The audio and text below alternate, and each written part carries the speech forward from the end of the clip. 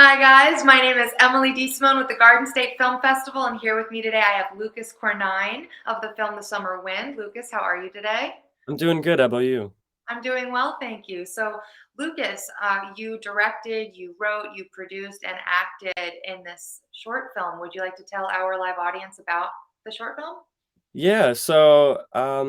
I can't really say for sure where the idea like officially came from, but I just decided I wanted to do a bit more of an experimental short film, just like a 2 minute long film to really showcase a lot more of my editing and some like more eccentric writing style. So I wrote this piece just I think in October of this year. And originally, we casted a different actor, but unfortunately, in the middle of shooting, the said actor couldn't make it to any more films because he had an ACL injury. So we wound up, because there was a deadline for this, I just wound up casting myself and setting up all the shots locked down on a tripod and just tried to get as much of it as I could. After that, we sat down at editing, and I really wanted to push my limits as an editor because I've always done VFX and a lot more of like Star Wars and type editing where it's all done in like After Effects with all crazy explosions and whatnot. And I really wanted to push the limits of like what I could do to make it realistic. And that's really where the basis of the film came from, was just having a story and then saying like how far we could go and what was like feasible. Awesome. So, you really enjoy the aspect of editing with special effects and Yeah. computerization? Nice. Mhm. So, you are a high school student right now. Yeah. And you are a senior in high school? Yeah. Okay, so do you plan to pursue filming and editing and whatnot in college? Oh, for sure, for sure. Awesome. So, with this, you directed, you wrote, you produced, and I guess you acted in it too. What would you say was your favorite hat that you wore? Ooh, it's a hard thing to say because I do like acting a lot, but for this film in particular, there wasn't like a whole lot of um, deep emotional scale or like really complexity to the character because you're with the character for such a short time. You don't really see too much of a change. So I really like the cinematography behind this because it's really something I can experiment with, especially with the lighting and the scenes to convey different emotions and whatnot. And of course, the editing is always I always enjoy because it's such like a cool experience to be able to really push yourself as what you can do, and to see the final like actual product come into place is such a cool thing, especially when you're working with some of these elements like adding fake fire and all that type of visual effects to a scene. It's really I always will enjoy that. So, what got you into, I guess, filming and editing? I don't really know where it came about, but I remember growing up when I was really, really young, when I was like 9 or 8, I always grabbed my 2 friends, Tom and Matt, and there was just always like, one of those vintage, camcorder style things that recorded on tape. We always had one of those just somewhere in my basement, and I grabbed one, and we just started making mini movies, and just over time, we progressively got better, and it just became just like our go-to thing almost. Like whenever we hung out, we were just doing that. And the more and more I did it, the more I got better at it. And I was like obsessed with trying to improve my craft. So I really like um, started to experiment as we got older with different things. And then eventually I started using actual editing software and whatnot. And we started really upping the intensity of our films. And it just became something that I decided, I might as well just pursue it because I just enjoy it so much. And I can't see myself really doing anything other than that. But Mm. yeah. Yeah, no, that's awesome. So, is this your first time submitting to a film festival? No, but it is one of the first times. And especially, it's the first time ever submitting to this film festival.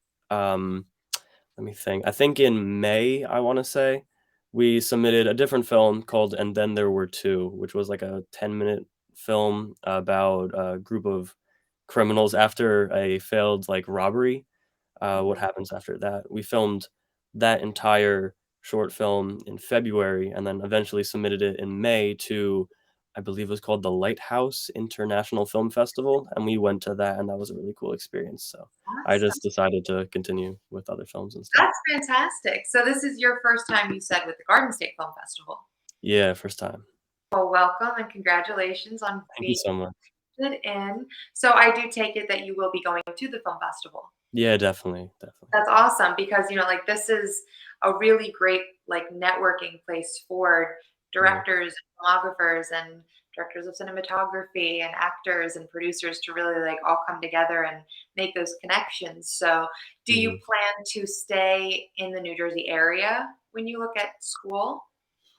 I don't think so. I'll probably wind up coming back to New Jersey a lot in the summer of Yeah, mine, but I'm looking at, probably being in either New York, Chicago, or Texas, I think are the that's big ones for now. awesome. Best of Mhm. luck with that. So, Thank you so much. with that said, with this film specifically, I know that you're talking a lot about, the editing process. And Mhm.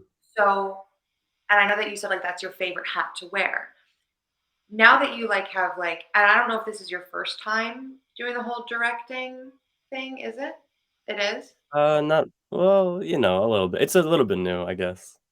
So, what would you say with this film specifically is a challenge or an obstacle that you ran into that you learned from that you can use moving forward with your work?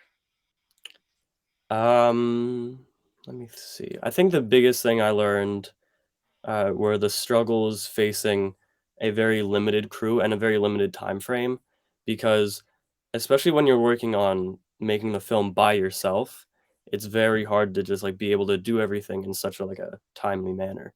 And the more people you have, I feel like to a certain extent, the more people you have really helps the production process go by a lot faster and a lot more efficiently, rather than like, what I had to do for this film was I grabbed all the camera equipment, parked on the side of a road by this giant field where we, had the abandoned car that you see in the film, and I had to individually, like, bring the tripod, the lights, the camera all over to across the field and trek through all that, and, if there was just, like, say, 2 other people, it would've made it so much easier, but, um, unfortunately, all I had was myself, so it was a big process. Well, I mean, clearly you did a great job, Thank you but so much. manpower can only go so far when you've only got one Mhm. person is understandable. So, with that said, so did you film this for school, for a project for school, or did you just do this for you? A little bit of both, cause we didn't I don't think it was for a specific project for school, but we have, like, a thing where by the end of the month, we have to turn in some film or some silent film, some short film, or, like, a music video or something, and this was, like, kinda sitting in the back of my mind for a little bit, and I just really wanted to execute it and to have something to show for myself, and to really just to see, like, where I'm at as an editor and where I'm at, as a cinematographer and how far I can really push this while being on my own.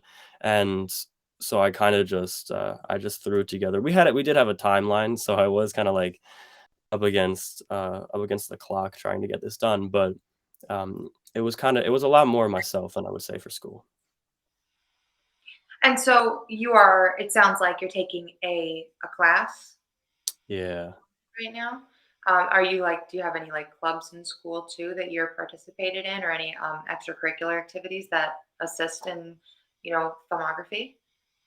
No, not really any clubs per se that help with it. I'm in drama club, so maybe that helps a little bit, but that's like there's no real like film club in our school. Okay. So what would you say? It's like you're saying that this film is like more experimental focused. Mhm. Is this your first time doing like something experimental focused, or would you say like this is like what your niche is kind of in? I would say it's a bit more experimental because I usually do a lot more story based, like really heavily like a 3 act structure story for a lot of Mhm. my films because I like to do. that type of writing. But for this, there was a lot more of, like, being put into an already existing story, and you're just kinda seeing the landscape of it. There's Mhm. no real deep outcome to this other than, what you see in the film. There's no real, uh, beginning, middle, and end almost, I wanna say. It's a lot more and then I mean, maybe that has to do with because it's only, like, 3 minutes long, but, I usually tend to do more of, like, a longer form, um, character changing, character arc type story. So this is a bit more different because you kinda just see the character, see where he's at, and see what he's dealing with, but you don't really there's no he doesn't have any power to change his, like, own circumstances, you know? And so it's a bit different. And so what is it that you want your audience to take away from the film when they watch it? Um, I think I think it's a bit jarring in the overall story of, like, a person who's just trapped in his own mind, so I get it is to, like, entertain, but it's also I guess it somewhat has an underlying informative message about what, like, your actions have consequences and, like, what leads to what, and, I guess it kinda has, like, a haunting message to it, but other than that, it's just an interesting little slice of life type thing. So with that said, do you have anything in mind right now for your next project, or do you have any future plans for this one that you wanna keep moving forward with? Um, I can't say I have anything particularly, relating to this film that's particularly, in the back of my mind. I have other films that I'm thinking of, and I definitely wanna experiment with what types of films I do because I usually stick to a lot more action or a lot more heavily influenced by, effect types films, if that makes sense.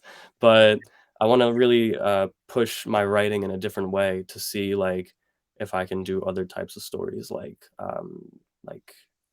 romance or coming of age films or whatnot because I usually stick to a very niche genre, but I've never, like, been able to experiment outside of it. So what genre would you say? Like, is there a specific movie or a director that you would say inspires you in your work? I would say my number one influence, as a filmmaker would be, Denis Villeneuve, who made Blade Runner and Dune and Prisoners, I believe.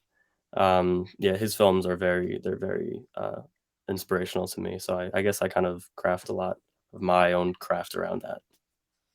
So I've actually never seen Blade Runner, but I think of what I know of it is it I know you got a wide-eyed. I should culture myself. But like that is very much like I am familiar with that it is action packed, and I'm pretty sure there are explosion scenes and such. Mhm.